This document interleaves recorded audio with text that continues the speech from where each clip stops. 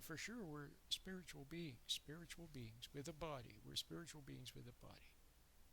So that's why there are principles, say, that govern our behavior. Spiritual principles. You can't just be an animal. Eat, drink, and be merry, and smoke marijuana, and be selfish. See, and think about nothing but partying and eating and retirement. And see, we all know there's something more to life. It's because we have a soul. So, what happened? Well, the human race has a history. Okay, there's a history to the human race. It began in the Garden of Eden, which I can see that the Garden of Eden story is true because I see it replayed all around me. Man and woman come together. She's his Eve. She's his Eve. Okay, he's her Adam. She tempts him. Okay, and he falls. Now, to get married, most women have to be a little bit of a temptress to catch a man. If she was very prim and very proper, very dignified and noble, why, she would scare him off. He would feel embarrassed and intimidated. See, so she has to be a little bit of a temptress in order to entice a man. Just like when you're fishing, you put something on the hook, and then you have to move it around a little bit in order to entice the fish to come and bite, you see. So then she catches a man, and she sees that he has some faults, but she hopes that when they're married, he can overcome them. Or she figures that she can whip him into shape. Okay? Now, men get married also for the wrong reasons. Usually he falls in lust. See? And she supports his ego. She's real good at supports. There's something about her that supports his ego. Just like his mother supported his ego. Okay? Comforted him when he went out in the world and failed. See?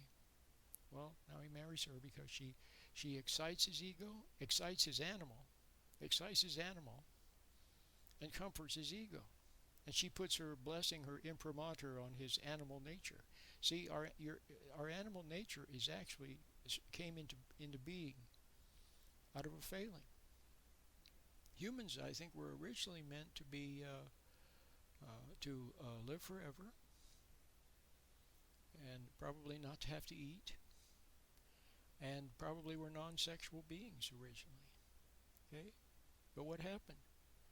Well, Adam fell. He failed. The animal grew up to compensate.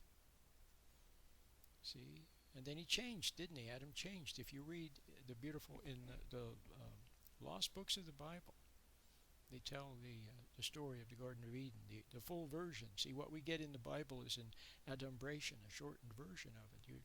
You really, if you want to read the whole story, you get the lost books of the Bible, and then you can see he lived a long time. What, 900 years? And he changed during those 900 years, and then he died.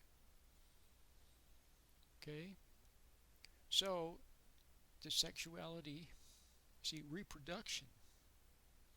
The idea that instead of being able to live forever, see, somehow through the tree of life and being close to God, living forever, okay, on this earth, in the body, part spiritual and part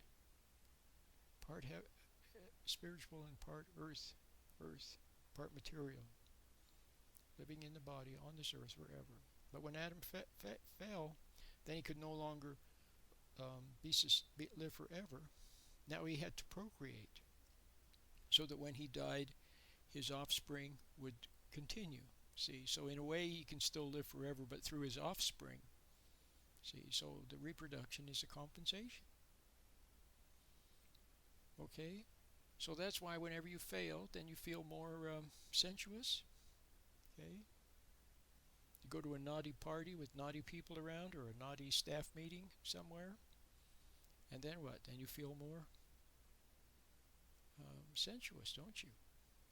See, so we become more animal when we fail. See, then we want to then we start thinking about sex, or we start thinking about food or alcohol or whatever. See, so we failed and we eat. Okay, so Adam failed. Instead of being noble, honorable, doing the right thing, obeying his father, and not doubting, he doubted God.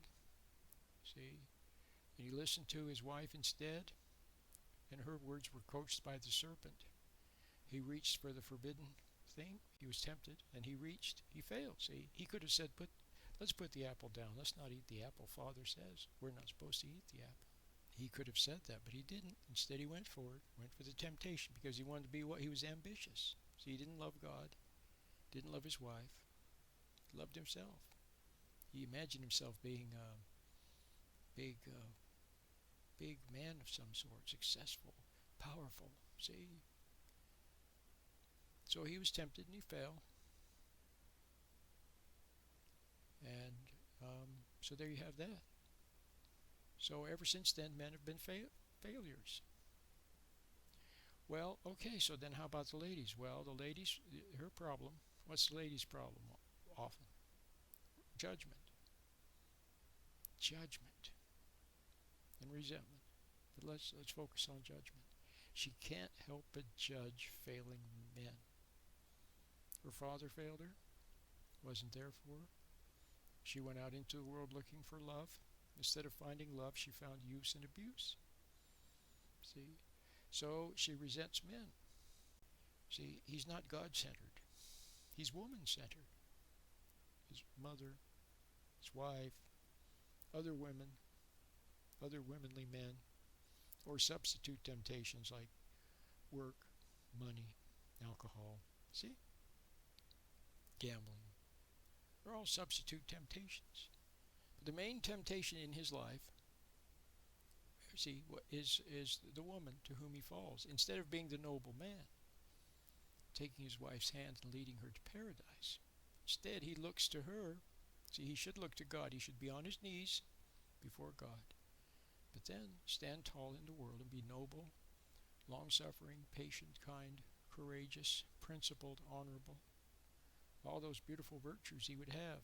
And she would respect him for that. See, she would respect him. But instead he looks to her to support his ego, and then he becomes dependent on her support.